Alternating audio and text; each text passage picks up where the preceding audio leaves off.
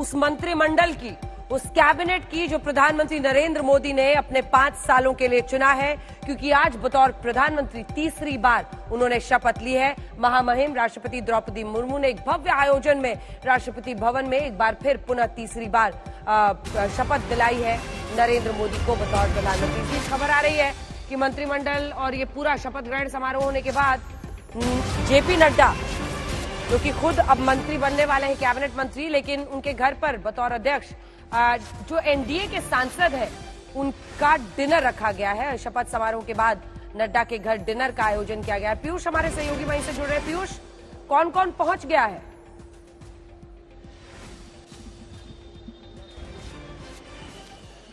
जी बिल्कुल अंजना, अब धीरे धीरे लोगों का यहाँ पे पहुंचना शुरू हुआ है। सबसे पहले गुजरात के मुख्यमंत्री यहाँ पहुंचे, उसके बाद नायब सिंह सैनी जो हरियाणा के मुख्यमंत्री हैं वो मनोहर खट्टर जिन्होंने अभी अभी शपथ ली है मंत्रिपरिषद की, वो, और उसके बाद अब धीरे धीरे जो लोग हैं वो पहुंचना शुरू हो चुके हैं। कंगना रनौत जो आज पहुंची भी थी शपथ ग्रहण समारोह में, जो एमपी इलेक्ट है वो भी अभी अभी यहाँ पहुंची। और धीरे धीरे एनडीए के जितने भी सांसद हैं वो अब बीजेपी के राष्ट्रीय अध्यक्ष जेपी नड्डा के घर पर पहुंचना शुरू हो चुके हैं। और आज ये वो समय है जब सभी एनडीए के घटक दल आज यहाँ पर इकट्ठे होंगे, सभी आपस में चर्चा करेंगे और कल से जो है फिर काम शुरू हो जाएगा। मैं एक बार आपको तस्वीरें दिखा दूं।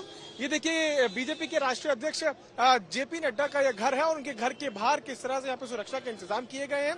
बैरिकेड्स जो है वो लगाए गए हैं। पुलिस कर्मियों को काफी भारी संख्या में यहाँ पर डिप्लॉय किया गया है, क्योंकि वीवीआईपी जो है वो यहाँ से जा रहे हैं। सभी जो एनडीए रूल स्टेट है उनके मुख्यमंत्री यहाँ से इस गेट से अंदर जा रहे हैं और जो दूसरा गेट है वहां से जो सांसद हैं वो पहुंच रहे हैं और केंद्रीय मंत्रियों को भी यहाँ से जाने दिया जा रहा है। तो आज एक बड़ी बैठक बीजेपी के राष्ट्रीय अध्यक्ष जेपी नड्डा के घर पर चल रही है और कल से जो 100 दिन का एजेंडा है प्रधानमंत्री नरेंद्र मोदी का, उस पर काम शुरू हो जाएगा। जी, कहते हैं सबसे अच्छा याराना, सबसे अच्छी दोस्ती, सबसे अच्छा मेलजोल खाने के साथ होता है। इसीलिए भोजन का आयोजन शपथ ग्रहण के बाद। श्वेता सिंह हमारी सहयोगी हमारे साथ जुड़ गई हैं, चित्रा भी हमारे साथ जुड़ गई हैं वहां से। श्वेता, भव्य समारोह, प्रधानमंत्री जब जब अपना नाम नरेंद्र दामोदर दास मोदी बोलते थे तो वहां पर जबरदस्त उत्साह दिख रहा था, लेकिन कुल मिलाकर अगर आप देखिए तो 27 ओबीसी, 10 एससी, 5 एसटी, जो माइनॉरिटीज हैं उनसे भी सबका प्रतिनिधित्व है, सिख समुदाय से भी 2 हैं, क्रिश्चियन भी हैं। और तीसरी तरफ आप देखिए तो 3 राज्यों में चुनाव इस साल होने हैं, जिसमें महाराष्ट्र से 6 सांसद मंत्री हैं, हरियाणा से 3 मंत्री चुने गए हैं, झारखंड से 2, और अगले साल जहां दिल्ली में होना है वहां से 1 और बिहार से 8। तो बहुत कुछ समेटा गया है इस मंत्रिमंडल और शपथ ग्रहण में। जी, बारीकी से सोचकर, हालांकि जीत और शपथ ग्रहण के बीच उतने दिनों का फासला होता नहीं है, लेकिन उसके बावजूद जिस तरीके से उन दिनों में कम से कम चुनावी राज्यों पर तो खास तौर से फोकस रखकर ही किया गया। जैसे हम बात कर रहे हैं वैसे ही मीनाक्षी लेखी हमारे सामने से मैं गुजरते हुए देख सकती हूँ। तो ऐसा नहीं है कि जो नाम जो आज मंत्रिमंडल में शामिल नहीं हुए वो यहाँ नहीं पहुंचे थे, वो सब भी यहाँ पर पहुंचे थे। स्मृति ईरानी यहाँ पर बैठी हुई थी, अनुराग ठाकुर यहाँ देखिए, जैसा मैंने कहा मीनाक्षी लेखी अभी अभी यहाँ से निकली हैं। तो ये सारी चीजें थी। दिल्ली पर फोकस तो है ही, बस बात ये है कि किसको बनना था उसमें से वो देखना था। अब ईस्ट दिल्ली का भाग्य खुला है। तो ईस्ट दिल्ली के सांसद आज मंत्री पद का उन्होंने शपथ लिया है। सारे मंत्रियों को अब ये मतलब सबको, जितने भी लोग यहाँ रहे, सबको ये प्रतीक्षा रही कि कैसे पता चलेगा कि कौन सा विभाग मिल रहा है। अब उसके लिए है कि देखिए कितने लोग जानते हैं, कौन कितना जानता है इस बारे में। ये तो मोदी राज आने के बाद इसको लेकर हमेशा ही संशय रहा कि जो अटकलों का बाजार और जो तुक्के पे जो बातें कही जाती हैं वो सब तो खत्म ही हो चुकी हैं एक तरह से। तो सबकी तरफ से केवल उस सीनियरिटी क्रम को देखकर, आज शपथ ग्रहण के क्रम को देखकर वो सारी बातें जरूर हुई। लेकिन हाँ अंजना, मैं इतना जरूर कहूंगी कि आज जिस तरीके से जिन जिन नामों पर अचानक यहाँ पर बहुत ज्यादा शोर और बहुत ज्यादा उत्साहवर्धन उस सांसद का करते देखा गया, वो बड़ा दिलचस्प रहा। क्योंकि आमतौर पर ऐसा देखा नहीं गया था, लेकिन जब बंडी संजय यहाँ पर शपथ ग्रहण के लिए आए तो मुझे लगता है सबसे ज्यादा शोर हुआ। शिवराज सिंह के लिए भी काफी हद तक लोग उठे। दक्षिण भारत के जो सांसद रहे, जो मंत्री पद की शपथ ले रहे थे, उनके लिए खास करके काफी उत्साह दिखा यहाँ पर। और खूब पूरा राष्ट्रपति भवन का फोरकोर्ट देखिए, अभी भी जितने भी लोग हैं आपको यहाँ पर अलग अलग हिस्सों में रुके हुए दिख जाएंगे, जो बाहर निकलते हुए भी यहाँ पर मेरे पीछे आप देखिए कि वहां निकल कर सब इंतजार कर रहे हैं कि लोगों से मुलाकात, लोगों की तस्वीरें और कुछ ऐसे चेहरे जो आपको दिख जाते हैं। आप देखिए महंत राजू दास को हम अयोध्या में मिलते हैं, लेकिन यहाँ पर हमारे साथ हैं। वंदे मातरम, जय श्री राम, श्री हनुमान जी महाराज की जय। पहले तो पूरे देश के लिए बधाई, मंगल कामना। तीसरी बार फिर मोदी सरकार में, मोदी है तो अयोध्या से नहीं हुआ इस बार। क्या बात कर रहे हैं? अयोध्या से मैंने 4000 के ऊपर वोट से चुनाव जीता। अयोध्या शहर में जो भी सोशल पे लिखकर भेजते हैं अयोध्या के बारे में टिप्पणी करते हैं, मैं कहता हूँ अच्छी बात नहीं है। अयोध्या से हर बार नहीं स्वतंत्रता, इसका मतलब किसी को गाली देंगे, किसी को गाली देंगे। अरे ऐसे करके लोग लिख रहे हैं जिसका जवाब नहीं। इसके नाते में अयोध्या से चुनाव जीताकर बीजेपी को भेजा। मिल्कीपुर, बीकापुर, रुदौली, गरियाबाद में चुनाव हम हारे। ये है कि अयोध्या में वोट परसेंटेज कम हुआ, इसलिए क्योंकि चौड़ीकरण, सौंदर्यीकरण, 38,000 करोड़ का बजट अयोध्या में देना विपक्षी को हजम नहीं हुआ। इसके नाते विपक्षी ने वोट नहीं किया। इसके नाते चलिए प्रणाम। बहुत बहुत बहुत सबका अपना अपना तरीका है इसको समझने का, परखने का, जीत या हार को देखने का, अंजना। और वही यहाँ पर भी आज भी दिख रहा है। अंजना, अयोध्या शहर को ये लोग बार बार कोट करते हैं, लेकिन फैजाबाद सीट में शिकस्त मिली है और हनुमानगढ़ी में अब वहां पहुंची और पहुंचते ही आपको अगर किसी से बातचीत करनी हो तो महंत राजू दास फौरन पहुंच जाते हैं। एक बार आपको बताते हुए कि कौन कौन से बड़े दिग्गज मंत्री हैं जो इस बार बन रहे हैं, उनके चेहरे दिखाते हुए एक कंटिन्यूटी दिखती है। और उसी में आप देखिए, चाहे वो राजनाथ सिंह हो, अमित शाह की आप देख रहे हैं फिलहाल किस राज्य से कौन मंत्री, तो गुजरात से। हम आपको एक बार जल्दी से ये भी बता देते हैं किस राज्य से कितने। उत्तर प्रदेश से कुल 10 है, पीएम सहित 11 हो जाते हैं ये नंबर, और बिहार से 8। बिहार में अगले साल 2020 मतलब अगले साल चुनाव होने हैं। वहीं गुजरात में देखिए 6, मध्य प्रदेश से 6, सीआर पाटिल को आप देख रहे हैं गुजरात के कोटे से हैं, मध्य प्रदेश से 6 है, महाराष्ट्र से 6 है। नीमूबेन बंबानिया को आप देख रहे हैं, ये भी गुजरात के कोटे से हैं।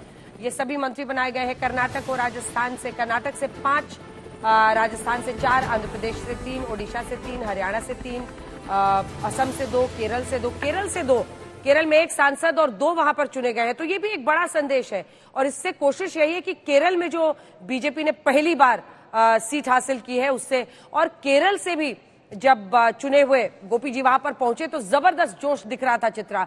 और मुझे लगता है जिन सीट्स पर, जिन राज्यों पर बीजेपी बहुत फोकस करना चाहती है, वो उत्साह वहां पर मौजूद लोगों में भी दिख रहा था। बिल्कुल सही कहा अंजना आपने। और यहाँ पर केरला का आप जिक्र कर रही हैं, देखिए कुल 20 सीटें केरल से आती हैं और वहां पर कांग्रेस पार्टी का एक तरह से वो गढ़ बन गया था।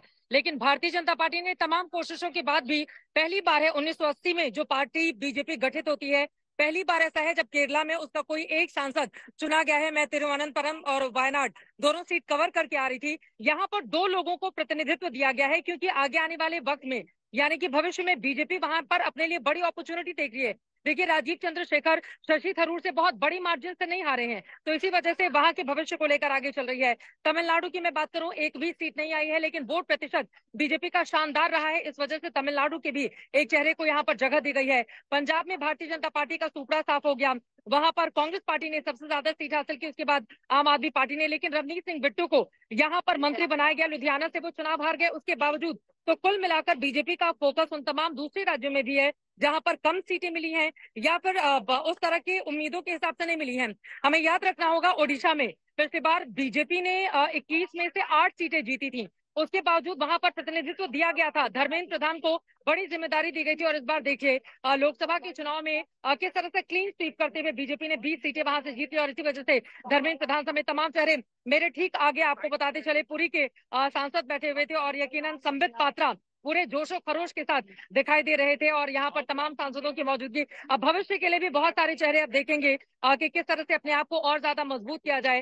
तो कुल मिलाकर जिन राज्यों ने समर्थन दिया है वहां की बल्ले बल्ले तो मंत्रिमंडल में दिखी ही, जहां से समर्थन नहीं भी मिला है, ये जरूरी हो जाता है कि इस एनडीए की सरकार में उन तमाम राज्यों का प्रतिनिधित्व दिखे जहां से लोग आते हैं। शायद यही कारण है कि हारे हुए राज्यों से भी यहाँ पर मंत्री बनाए गए हैं और उत्तर प्रदेश, बिहार को खास तवज्जो दी गई है। देखिए बार बार ये कहा जा रहा था कि एक जाति के 2 लोग नहीं चुने जाएंगे। यहाँ पर बीजेपी अगर किसी अपर कास्ट को बनाएगी, भूमिहार को, तो उधर से जेडीयू से नहीं बनेंगे, लेकिन ऐसा नहीं हुआ। हमने देखा कि किस तरह से ललन सिंह भूमिहार जाति से आते हैं, जेडीयू कोटे से वो मंत्री बनाए गए हैं। गिरिराज सिंह से मैंने बातचीत की है, भूमिहार सांसद हैं, वो बीजेपी के बेगूसराय से आते हैं, उनको भी। तो बिहार पर खास तवज्जो, जैसा कि आपने भी कहा, 2025 में पूरा का पूरा फोकस भारतीय जनता पार्टी का रहेगा। 40 में से 30 सीटें इस बार एनडीए ने जीती हैं। इस वजह से बिहार को लेकर भी एक अलग तरीके से आगे बढ़ी है। सुकांता मजूमदार पश्चिम बंगाल में जिस तरह की उम्मीदें की जा रही थी, वहां की 42 सीटों में से 31 सीटें तो खुद दीदी नहीं ममता बनर्जी ने जीती।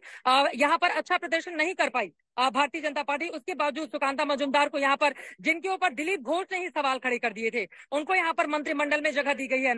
और सबसे ज्यादा अंजना दिलचस्प ये रहा महिलाओं के चेहरों को देखकर। पहले ये सवाल पूछा जा रहा था कि आखिर कौन कौन सी वो महिला चेहरे होंगी जिनको यहाँ पर जगह दी जाएगी, तो हमने देखा वित्त मंत्री निर्मला सीतारमण सबसे आगे की पंक्ति में ही वो बैठी हुई थी। इसके अलावा महाराष्ट्र से कुल 7 महिला मंत्रियों को जगह दी गई है और यही बताता है कि जो चयन किया गया है हर वर्ग का प्रतिनिधित्व। और देखिए, अगर बिहार में अगले साल चुनाव है तो 8 मंत्री बिहार के बनाए गए हैं।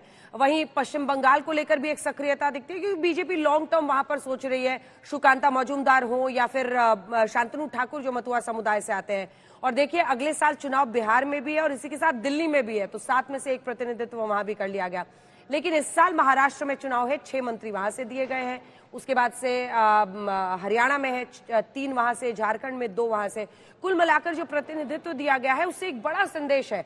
72 मंत्री कुल, जिसमें पूरी कोशिश है कि देश के कोने कोने से लोगों को शामिल किया जाए। एक बार पीयूष मिश्रा के पास चलते हैं, हमारे सहयोगी जो जेपी नड्डा के घर के बाहर से हमारे साथ जुड़ रहे हैं, उनके पास चलेंगे। लेकिन उससे पहले प्रतिनिधित्व की बात हो रही थी, तो हमने कहा कि अखबार में कल सुबह जनता पढ़े, उससे पहले हम बता दें किस समुदाय को कितना। तो ये सच है कि 25 सवर्ण शामिल किए गए हैं, 27 ओबीसी मंत्री हैं, 10 एससी हैं, 5 एसटी हैं, 5 अल्पसंख्यक है जिनको जगह दी गई है। लेकिन मोदी का मैजिक एक बार फिर से चला है और एनडीए की बन रही है सरकार। लगातार तीसरी बार इतिहास रचते हुए प्रधानमंत्री बन रहे हैं नरेंद्र मोदी। शपथ ले ली है, रात्रि भोज का आयोजन है और कल से आप देखेंगे मंत्रियों को कार्यभार संभालते हुए।